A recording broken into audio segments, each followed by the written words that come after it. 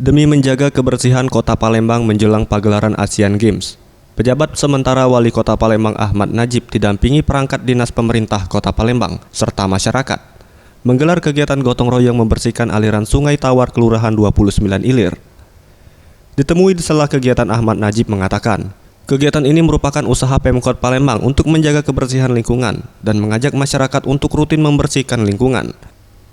Diharapkan agar masyarakat tidak lagi membuang sampah di aliran sungai, karena jika aliran sungai bersih, berbagai manfaat dapat diperoleh masyarakat, seperti dapat beternak ikan dan terbebas dari penyakit yang disebabkan oleh nyamuk. Nah, kalau ini galir bisa mungkin ditanam ikan di situ, bisa kita tanam sayuran, masyarakat itu bisa hidup sehat, bebas penyakit nyamuk. Nah, kalau ini dari aromanya saja kan kurang enak, apalagi kita mau mengajak orang-orang ke Skana sini. Ia menambahkan agar RT, Lurah, dan Camat dapat bersinergi dengan masyarakat dalam menjaga lingkungan, agar aliran sungai di Palembang dapat terus terjaga.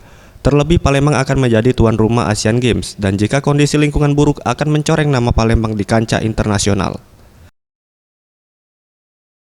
Tim Liputan Sriwijaya TV.